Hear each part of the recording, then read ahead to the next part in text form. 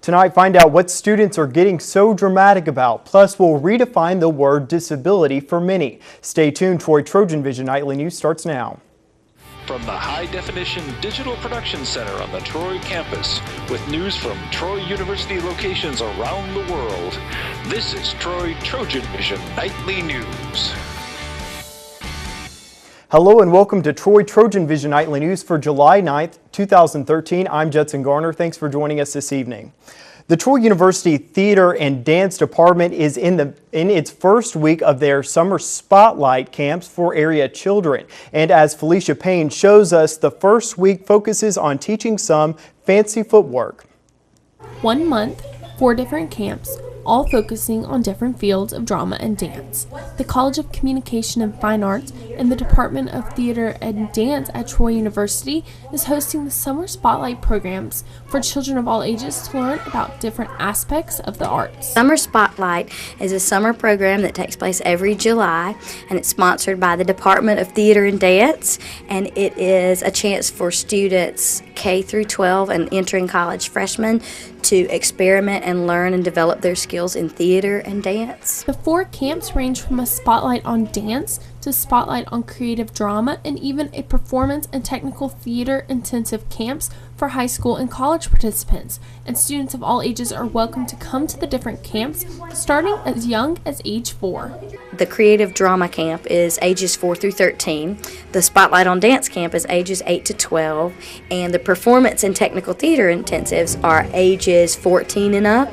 So lots of different types of students can attend. And regardless of the opportunities available to the students throughout the rest of the year, Averitt says this camp can benefit everyone who has the opportunity to attend. It's another opportunity. Some people have a lot of opportunity to work in the performing arts, but not everybody does have that. So I think if you have those available to you during the school year, great. And for those of us who don't have a lot of opportunity at our school or where we live, it's an opportunity to come in and get sort of a quick week of intense work in theater and dance. Felicia Payne, Troy, TrojanVision News. And there will be 3 more camps held throughout the month of July. College is not necessarily designed to be easy. Getting a higher education degree takes time and effort, but for some, it may take more effort than for others. And Troy offers a way to help students with those needs. Many people, especially incoming students, will struggle with adjusting to the college lifestyle. Some have problems far more complicated than their peers, and they might not even know it. Because they're saying if I'm not in a wheelchair, if I'm not bedridden, then I really don't have a disability. Disability is a complex word, and it takes on many characteristics. Mobility issues, psychological issues, learning disabilities, attention deficit hyperactivity disorder. Troy University students that help themselves to the Student Development Center located in Eldridge Hall have a better assurance that they can overcome their test-taking difficulties. The test will start at 12. And adaptive needs participants that need to test in a quiet environment can do that here. Right now I'm in one of the test-taking rooms, and these rooms are mostly soundproof, and they even have noise diffusers to block out any additional sounds that might cause distraction. And the Student Development Center's effort to help individuals have a better chance at progressing can even go beyond students' disabilities. Sometimes we do go past academic. If they're having some issues, we go past academic and just to talk with them, see what kind of problems they're having, and to see how we can help them. And for anyone who may need to take advantage of that, their services, the Adaptive Needs Services office is located in Eldridge Hall, room 102. And now taking a look at news from around the state. In Montgomery, the owner of a home that was badly damaged during the search for a shooting suspect is suing to make the city and the federal government pay for thousands of dollars in repairs. Yakimi Ward filed a federal lawsuit over damage to the house where officers located Desmonte Leonard in June 2012. And in Selma, a school teacher remains on the payroll despite being arrested months ago with charges of sexual contact with students. 36-year-old Latonglia Williams is on paid administrative leave for her job at Selma High School. And coming out of Barton, rescue workers are searching for a man who was swept away in Cane Creek while trying to rescue his daughter. He disappeared Monday. In the water was moving unusually swift due to the heavy rains. The 13-year-old daughter was able to pull herself to safety. 37-year-old Roger Hayes was taking his 3 children to the creek to show them where he used to fish when he was a child. And still to come on TrojanVision Nightly News, a heartwarming story of a 12-year-old Ohio State fan who single-handedly beat Michigan. Justin McNelly will give you the touching story coming up in sports. But first, Egypt is in an uproar. Find out how the U.S. is responding to it and more coming up on TrojanVision Nightly News. The White House is condemning the violence and calling the situation complex, but is not ready to label what's happening in Egypt a military coup. I'm Troy Mayor Jason Reeves. And I'm Jack Hawkins Jr., Chancellor of Troy University, and I'm delighted to join the mayor in asking you to keep our community and our university beautiful by recycling and using our precious resources wisely. Not only does recycling help create jobs, it makes you feel great as well. You can pick up your blue bags at Troy City Hall or the Troy Public Library. There was a Creek Indian proverb that maintained that we don't inherit the land from our ancestors, we borrow it from our children. When you recycle, you help save energy and save money.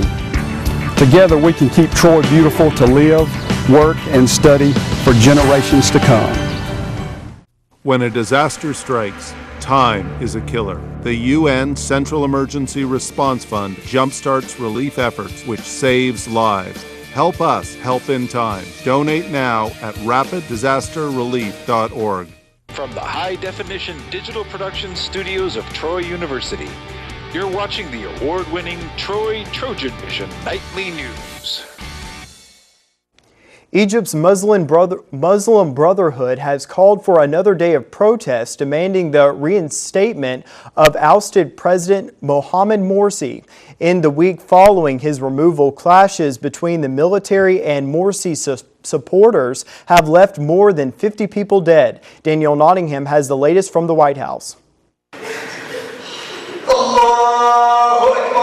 Funerals are underway for those killed in the bloodiest single clash between Egypt's military and supporters of ousted President Mohamed Morsi.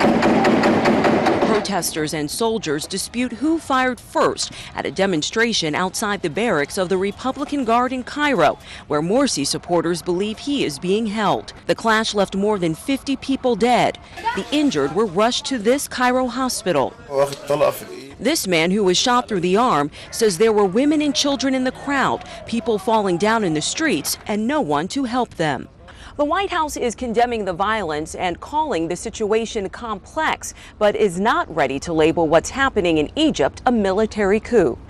Under U.S. law, calling it a coup would jeopardize more than $1 billion in annual aid. The White House says withholding that aid would not be in America's best interest. But some members of Congress, including Senator John McCain, say the money should be cut off if a Democratic government is not quickly restored.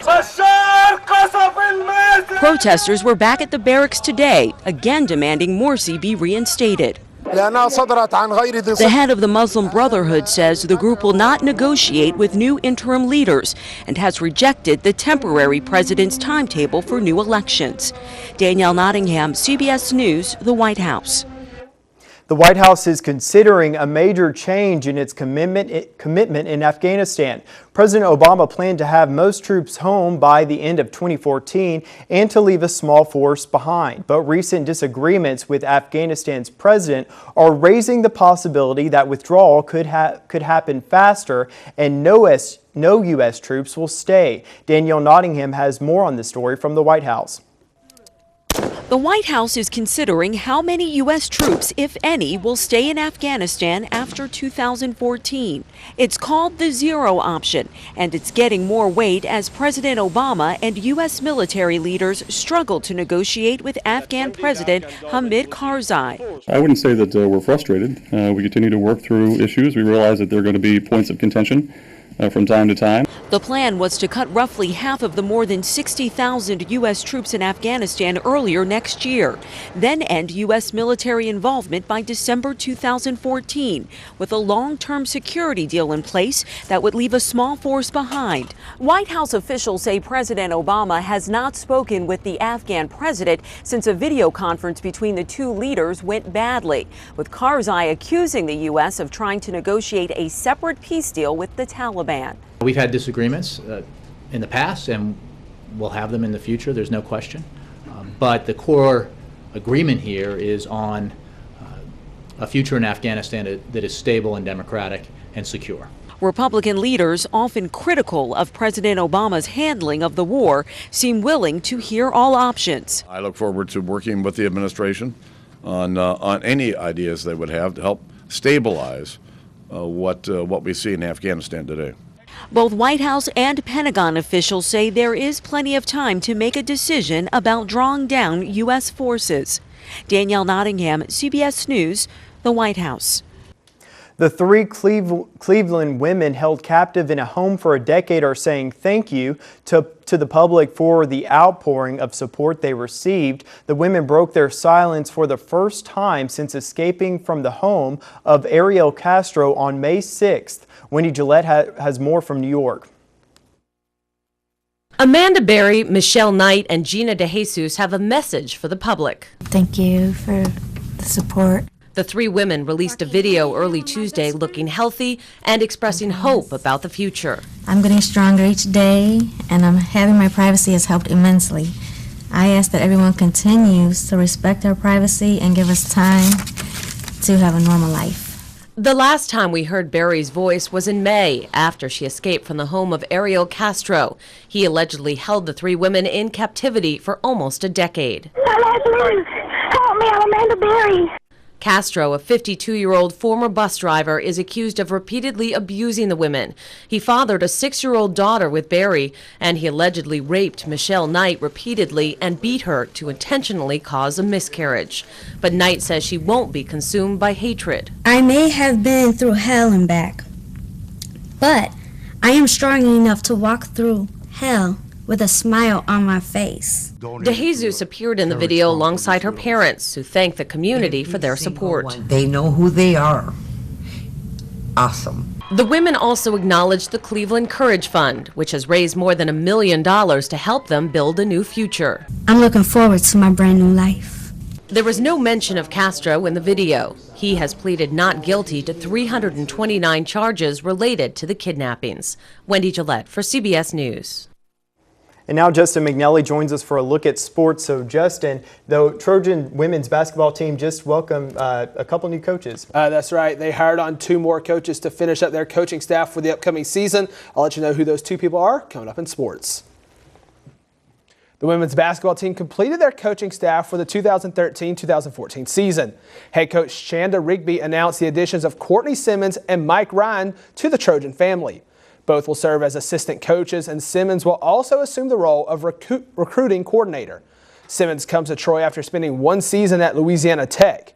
Ryan takes the job at Troy after 6 years in the ACC, most recently with the NC State Wolfpack.